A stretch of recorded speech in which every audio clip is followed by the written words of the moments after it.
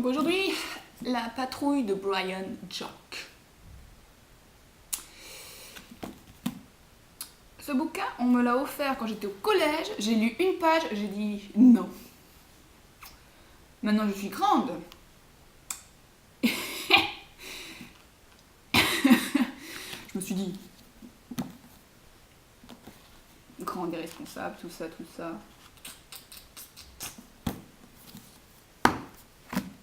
L'histoire. On commence avec Tamo, un petit lièvre. Donc comme vous l'avez vu, je sais pas. Tous les personnages sont des animaux. C'est peut-être ça qui m'a bloqué aussi quand j'étais petite. J'étais what the fuck. Tamo, un petit lièvre qui veut entrer dans la patrouille des coureurs de fond. C'est une patrouille composée que de lièvres qui sont des grands combattants, des légendes. Et donc voilà. Ses parents ont fait partie de cette patrouille. Et il s'engueule avec son père parce que son père estime qu'il est trop jeune. Et la mère, elle en a tellement marre qu'à la première occasion, elle veut lui dire de foutre le camp. Et elle en profite quand Roussette, un écureuil qui vagabonde de ci, de là, on ne sait pas trop, voilà, qui est une très grande guerrière en fait, qui se bat avec un bâton, vient faire étape donc chez elle et elle lui dit bon bah demain embarque mon fils parce que voilà, comme ça il sera content et puis voilà. Et Roussette elle dit oui mais moi je vais pas à la montagne où les coureurs de fond sont formés, je m'arrête à l'abbaye de Rouge-Muraille qui est en route quoi. Et du coup la mère elle fait bah très bien, tu l'amènes à Rouge-Muraille et puis ensuite on y verra bien pour aller à la montagne. Il faut que d'accord. Donc Roussette part avec Tamo. Et donc il y a deux lieux importants, donc l'abbaye de Rouge-Muraille et la Grande Montagne. On nous gave avec la Grande Montagne, où les lièvres coureurs de fond sont formés, qui sont menés par un blaireau. Et là en l'occurrence c'est une dame blaireau qui souffre de la soif de sang, un truc comme ça. Enfin c'est un moment dans un combat où elle perd la tête et elle commence à buter tout le monde, voilà. Et au début de l'histoire, enfin quand l'histoire commence, on apprend que donc les coureurs de fond ont mis en déroute les tas de crapules qui sont des grands méchants et que la dame blaireau a sévèrement blessé donc le chef, le prime lame des tas de crapules. On passe donc au fameux tas de crapules où Damog attend que son père crève royalement pour pouvoir prendre le pouvoir à sa place. Et pour cela, en fait, il doit combattre son frère. Bon, il le tue en trichant, bien sûr, parce que c'est un méchant. Et il récupère donc la lame du prime lame. Et cette lame, en fait, il y a un côté ondulé pour représenter la mer et un côté droit pour représenter la terre. Et normalement, le prime lame jette la dague en l'air, et suivant la partie qui se retrouve vers le ciel, ça indique s'ils doivent prendre la mer ou s'ils doivent aller par la terre.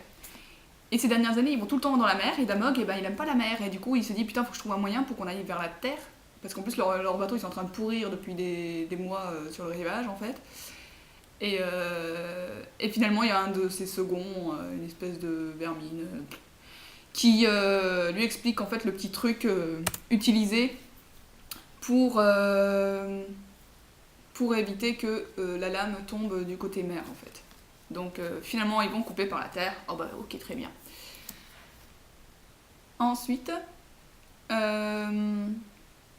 a bah, du coup Rouge-Muraille. Je sais plus quel animal, c'est la prêtresse ou l'abbesse, voilà, l'abbesse, pardon. Hein, l'abbesse de Rouge-Muraille. Donc on comprend qu'il y a beaucoup de femmes et des petits-enfants. Et un problème se pose à cette abbaye parce qu'en fait, il y a une des murailles qui commence à s'affaisser, la muraille sud, et du coup, il y a le gars qui s'est chargé des travaux, on va dire, qui va dire à l'abbesse, voilà, le seul moyen c'est de la détruire, de la reconstruire, et en plus il faut trouver pourquoi elle s'affaisse, parce que sinon ça ne sert à rien de reconstruire si c'est pour s'affaisser encore. Et l'abbesse elle dit ah oui ok d'accord. Donc grande réunion, refaire la muraille, tout le monde qui est là, oh mon dieu on sera sans défense c'est tout, et puis l'abbesse qui fait oui mais si on travaille tous ensemble, puis ils sont tous oui elle a raison.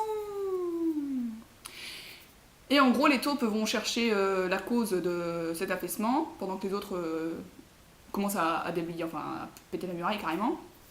Et ils trouvent un énorme trou dans la terre, en dessous de la muraille en fait, dans une caverne. Et du coup voilà, donc ils se disent « Oh mais d'où vient ce trou, c'est bizarre !» Et pendant ce temps-là, la muraille en fait, elle finit d'être pulvérisée lors d'une tempête parce qu'un arbre tombe dessus. Donc ils commencent à couper l'arbre et dans cet arbre en fait il y a une chouette avec des petits œufs. Et du coup ils récupèrent la chouette et ses petits œufs parce que bon voilà. Et donc la chouette elle est super chiante. Et en gros, voilà, t'as Roussette et Tamo, entre-temps, qui rencontrent une patrouille de coureurs de fond, de 11 lièvres, je crois, et qui vont donc en route vers Rouge-Muraille. En gros, l'histoire, c'est ça. Les primes-lames qui se ramènent pour buter la gueule aux gens à l'intérieur des trucs. La dame Blaireau qui, elle, refait son arme et tout, parce qu'elle a bien l'intention de laminer les primes-lames une bonne fois pour toutes. À Rouge-Muraille, on fait sa petite muraille tranquillou.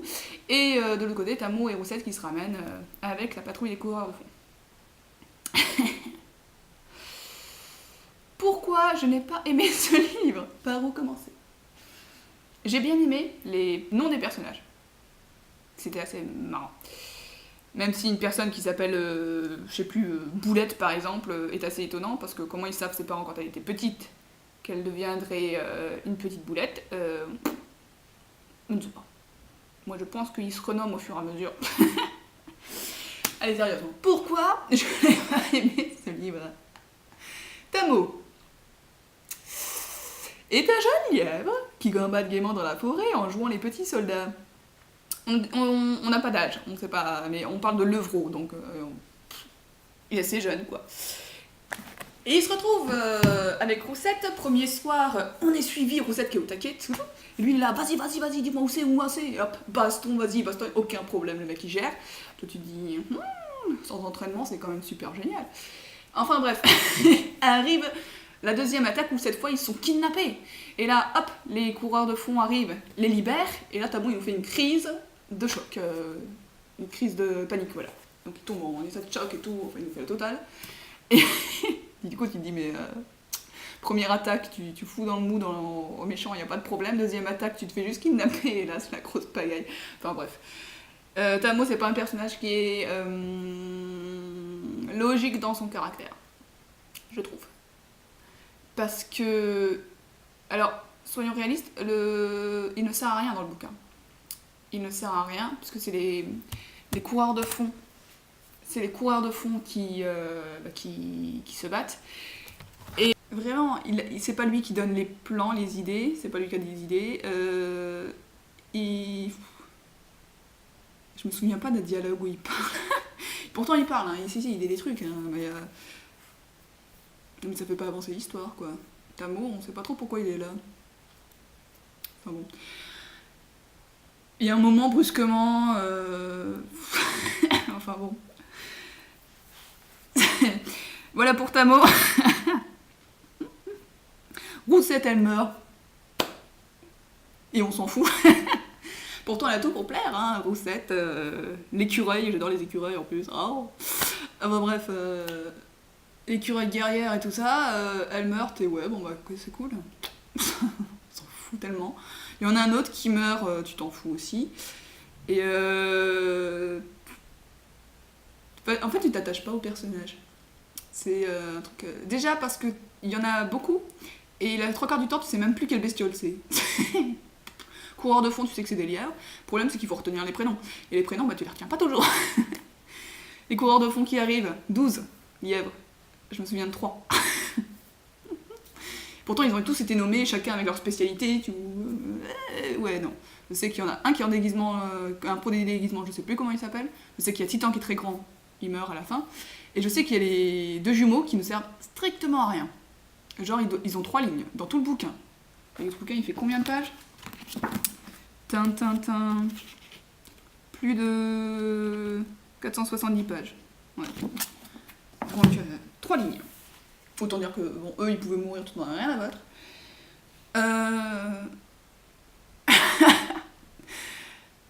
Leur façon de parler. Oh mon dieu. C'est insupportable. Ça se veut assez moyenâgeux. Du coup, les langages employés est moyenâgeux. Et ça ne me dérange pas. Ce qui me dérange, c'est les « Hey, camarades !»« Allons combattre, camarades !»« Oui, camarades !»« Allons-y, camarades !» Oh, faut que, putain. T'as les Yulali. Les coureurs de fond, eh ben, ils ont un cri de guerre. Oh, si les primes-lames sont pas morts de rire, je sais pas ce qu'il leur faut. Le cri de guerre, c'est Yulali, c'est la mort que le vent emporte, Yulali. T'imagines le lièvre, Yulali, c'est la mort que le vent emporte, Yulali. Ridicule. Ridicule. Donc Eulalie dans ta gueule. Ah, puis il te le sort tout le temps. Ah, Eulalie. Oh, j'en peux plus. Oui, parce que je l'ai fini quand même. Mais oui, j'en pouvais plus. C'était terrible. Et alors, les personnages sont cons. Là, pour le coup, il n'y en a pas un pour relever l'autre. Hein. C'est vraiment... T'as le méchant qui envoie des gens en éclaireur. Ils sont blaminés, c'est des hermines en général. Des hermines. Et ils se font laminer, alors il envoie 30 éclaireurs, genre, ils se font laminer par des musaraignes, il me semble. Des musaraignes qui remontent la rivière tranquille, vers Rouge-Muraille. Et quand ils reviennent, genre sur les 30, il y en a 10 qui reviennent, et ils disent donc, voilà, on s'est fait buter, les musaraignes étaient plus nombreuses, voilà, enfin, ils innovent un peu parce que bon, voilà. Et la Mog qui est là, ah mon dieu, perdre 20 hommes, c'est difficile pour mon armée, c'est un coup dur. Et qu'est-ce qu'il fait? Il fait buter les autres. Mais enfin, je croyais que 20 déjà en moins c'était dur. Pourquoi tu continues? Il passe son temps à buter des gens de son groupe, il a pas compris le principe. En fait, il a pas compris que son armée, eh ben, c'était eux et que eux ils devaient rester en vie. En fait, ils étaient censés rester en vie à la fin. Il a pas compris. Bon, il passe son temps à faire ça. Puis alors que c'est genre, oui, mais c'est un grand méchant. Fait, oui, mais enfin, faut pas être con non plus. Hein. La baisse, mon dieu. Ah oui, parce qu'en plus, il chante.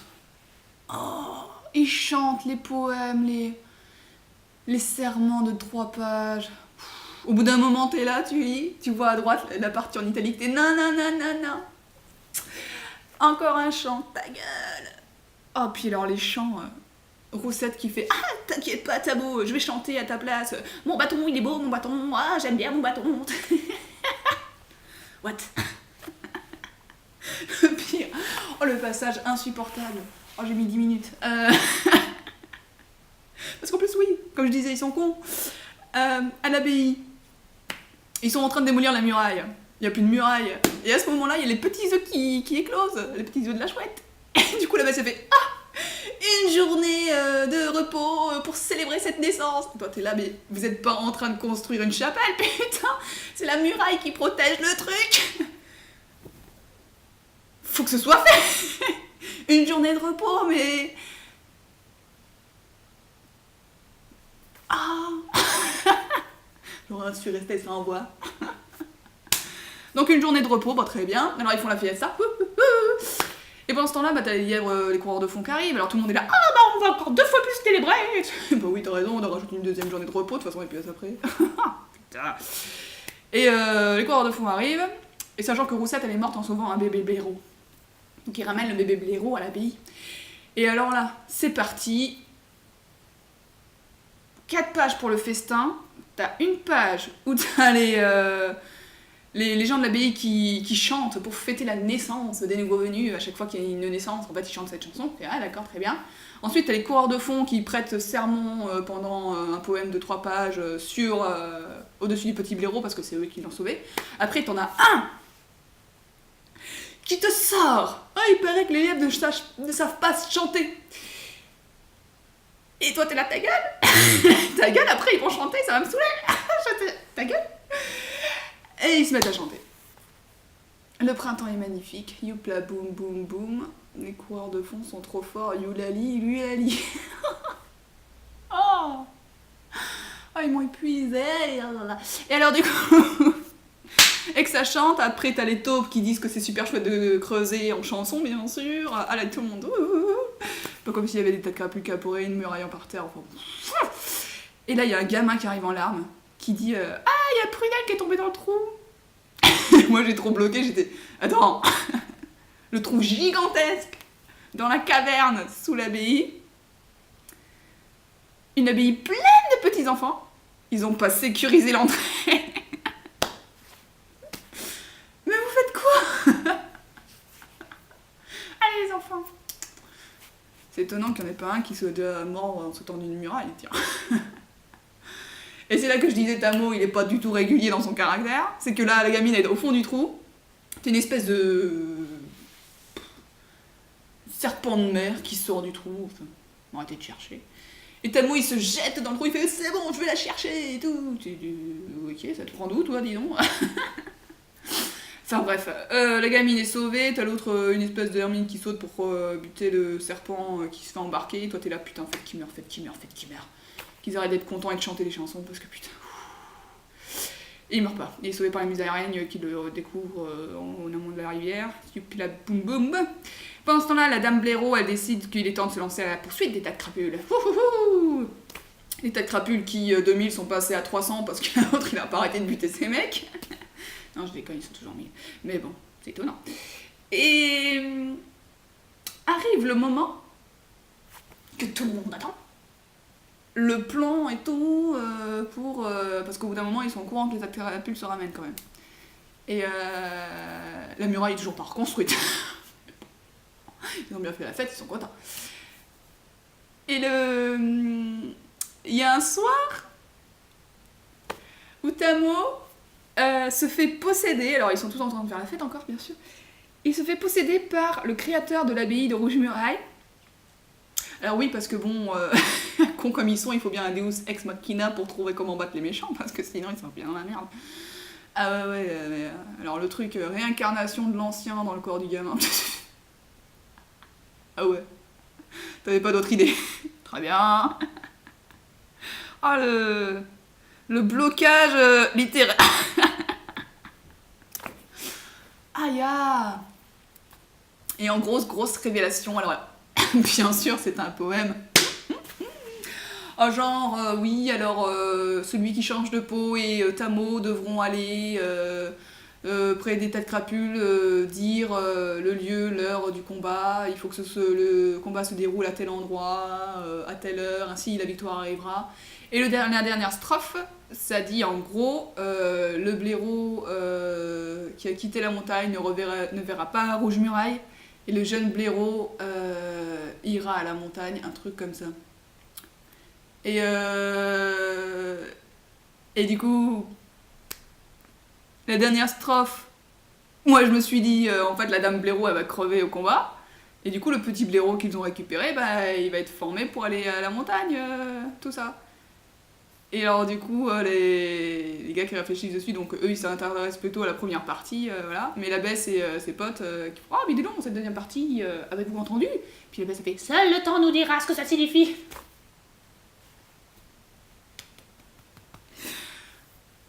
Oui, c'est une option. Ou tu peux réfléchir 2 minutes, putain. Bref. Le plan. Il est magique. Donc nous avons bien entendu que Tamo, dans la prophétie, devait aller avec le change-peau. Le change-peau qui est donc le lièvre qui est capable de se déguiser, on l'appellera Albert. Albert le lièvre, ça paraît très bien. Donc avec Albert qui n'a pas servi à grand chose non plus, tout le reste du cas. Et c'est vraiment, ils ont foutu Tamo dans la prophétie, mais genre l'écrivain il s'est dit putain Tamo il a servi à rien, faut que je fasse quelque chose. Mais c'est pas pour autant qu'il va servir à quelque chose. Non, il est dans la prophétie mais il sert à rien. Enfin je dis la prophétie, c'est pas une prophétie du tout, mais bon. Et donc c'est Albert qui a l'idée du coup de se déguiser.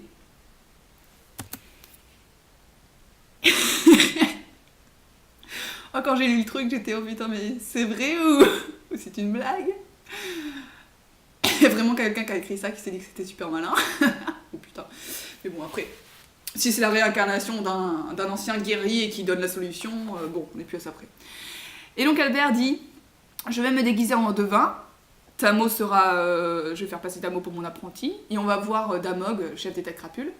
Parce que bon, comme il est chef de guerre, comme la plupart des chefs de guerre, il y a des chances pour qu'il soit superstitieux. Et par conséquent, si je lui dis que s'il va à la montagne des coureurs de fond, et ben, ça sera la défaite, ou à Rouge-Muraille, ce sera la défaite, et ben, et alors que, au lieu indiqué par le fantôme, ce sera la victoire, et ben voilà, on va l'emmener là-bas et tout ça. Point barre. Tout le monde est là, ok, c'est super, hein, on va vous préparer, on va vous déguiser et tout ça. Et moi, la seule question que je me pose, c'est vous faites quoi s'il n'est pas superstitieux, les mecs? Non, parce que tout repose sur ça, quand même. Sur un cliché. La théorie foireuse, quoi. C'est un chef de guerre, il doit être superstitieux. Oh bah, encore une chance qu'il l'est, hein. Parce que là, l'écrivain était bien emmerdé, pour le coup. Merde, il l'est pas. Et Tamo est mort. Mais on s'en fout, c'est pas lui qui doit censé gagner quoi que ce soit. Donc bon. Oh, si Tamo pouvait mourir. Bref. Ils sont donc déguisés, ils vont donc chez les têtes crapules dire que voilà, grande bataille doit avoir lieu à tel endroit. Le Damog qui dit oui, bon ok d'accord, alors il fait bien à tout le monde, oui, que personne ne les touche, hein, parce que ce sont mes invités et tout ça, fait d'accord, ok. Tamo, il est tellement nul qu'il ne sait pas imiter le langage, l'argot, on va dire, des têtes crapules. Ce qui fait que Albert lui a dit tu fais comme si t'étais muet parce que sinon tu vas nous faire capter, d'accord. Et donc il passe son temps à se balader dans le campement, à rien dire, et voilà. Ce qui est la définition de ne servir à rien, en ce qui me concerne. Le soir arrive, pendant ce temps-là, il y a les musaraignes et tout ça qui sont à Rouge Muraille, avec le reste des lièvres coureurs de fond qui préparent leur plan d'attaque, et quand ils savent à peu près combien ils vont être, ils envoient la chouette pour prévenir Titan qui lui garde les abords du camp des têtes crapules pour voir quand les deux autres ils vont se barrer, et qui transmet donc le message à Tamo qui va le transmettre à l'autre aussi. Il a servi à ça, c'est un messager, un message. Bref. Et du coup Albert transmet le message à Damog en disant genre ah je vois des trucs, là. Et Damog il fait oui très bien, donc ce soir, je vous interdis de quitter votre tente parce que si c'est faux, j'espère pouvoir vous buter en toute tranquillité. En gros, c'est ça. Et là, j'ai à nouveau bloqué quand j'ai lu le passage. Il y a Albert qui fait à Tamo bon, écoute, on va attendre que tout le monde soit endormi, ensuite on va discuter là, on va faire ça, on va faire ça, on va se barrer. Et moi j'étais mais non, faut pas vous barrer. Parce que Damog il se lève demain matin, il voit que les deux devins sont pas là. Il va se dire, bah ok, ils m'ont raconté des conneries, ils se sont barrés parce qu'ils savaient que c'était faux, quoi. Et puis après, je me suis souvenu que Damog était con, et que tout le monde était con. Donc je me suis dit, ouais, si vous voulez. Donc ils réussissent à se barrer, ils libèrent un prisonnier au passage, bref. Titan se fait tuer en les retenant et tout ça. En hurlant, Yulali. Toi t'es là, oui, t'as raison de mourir, va. Et alors, du coup... Les autres, ils rentrent à Rouge Muraille, ils vont sur le champ de bataille. Ah, les tas de crapules arrivent, grosse baston, Tamo il tue deux mecs à tout péter. La dame blaireau et les coureurs de fond arrivent après, les lamines. T'as deux coureurs de fond qui meurent et tout le monde est là, ah ils sont si jeunes, et toi tu te souviens plus de qui c'était, du coup tu dis oui, ok, d'accord, c'est triste je suppose. Tamo épouse sa copine, parce que oui, entre temps il se trouve une copine. Bon, au moins ils nous font pas chier avec ça pendant 3/4 d'heure, c'est déjà pas mal. La dame blaireau devient aveugle. Moi je croyais qu'elle mourrait, mais du coup en fait non, elle est aveugle, ce qui est pas plus mal. Et là ils comprennent que oh my god, c'était donc ça. Et le petit blaireau est formé par la dame blaireau, et puis il rejoint la montagne, et il est nommé le juste, ou je sais plus quoi. Enfin bon, voilà, les tas de crapules sont laminés, et c'est la fin.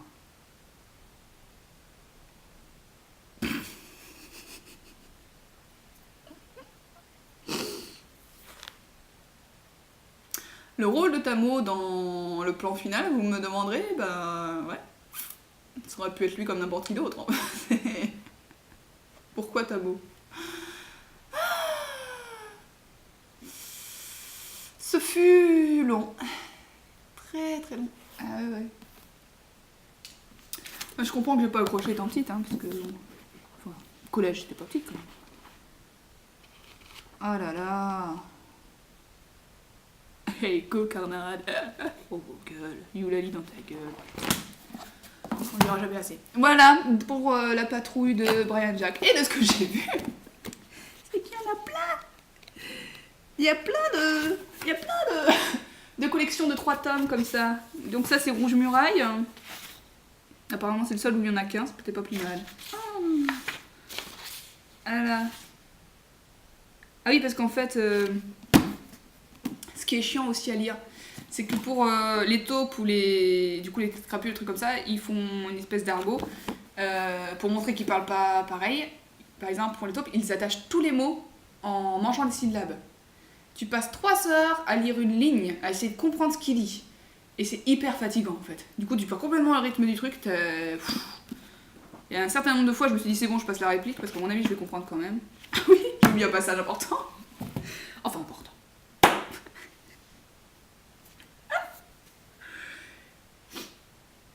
Il faut boucher le trou qui est sous la muraille. Au bout d'un moment. À défaut d'avoir d'une muraille, tu vois, il faut au moins boucher le trou. Pendant que tout le monde se prépare à la baston, l'abbesse, une de ses potes, la bibliothécaire, je sais plus, et puis le gars qui est chargé des constructions et tout ça, se disent tiens, on va descendre dans le trou. Ils descendent dans le trou et sur le bord du trou, ils disent ah mais dis donc, je vois un poème, un poème, mais qui nous dit des trucs étranges pour trouver un trésor. Je dis mais quelle coïncidence. Parce que moi le trou, il le dit gigantesque, tu veux dire. C'est quand même vachement une super méga chance de descendre pile devant le poème qui est gravé à hauteur. Et en fait, bon, ils ont compris que c'était l'ancien château qui était en fait enseveli sous l'abbaye. Et donc ça devait être un donjon qui a été détruit. Et du coup, voilà, qui a été gravé là. Et du coup, ils vont dans les tunnels et tout pour chercher le trésor. À la base, ils étaient venus là pour savoir comment boucher le trou. Ils trouvent le trésor. Ils sont avec une taupe qui est censée savoir tout ce qu'il faut savoir sur la façon de creuser les tunnels, tout ça. Ils trouvent un truc au-dessus d'une fenêtre. Ils font ah, le trésor est là. Et là, franchement, pareil, j'ai encore bloqué. Fait oui, ils décalent la pierre et tout ça. Et moi j'étais mais ça va pas s'effondrer leur connerie là. Ils devraient pas faire gaffe et tout. Puis je me suis dit bon bah la taupe dit rien. Du coup c'est moi qui voilà. La galerie s'effondre, dis donc. Mais quel est le but de vos vies en fait? Ah mon dieu. Ils passent 3/4 d'heure, enfin jusqu'à la fin du bouquin. À la fin du bouquin, ils sont là. Ah, nous sommes sortis. La guerre éclate à côté. Oh là là, on a trouvé un trésor. Oh putain. Oui, je dis ça parce que c'était un passage important apparemment dans le bouquin. Ça dure assez longtemps en fait. On en a tellement rien à battre. Mais c'était important quand même. Oui, avec tout ça, on sait toujours pas comment ils ont bouché le truc. Mais bon. On s'en fout. Qu'est-ce qu'on s'en fout? Voilà. Je crois que j'ai tout dit sur la patrouille. La patrouille qui va rejoindre le rayon des livres que je n'aime pas. Qui se trouve là.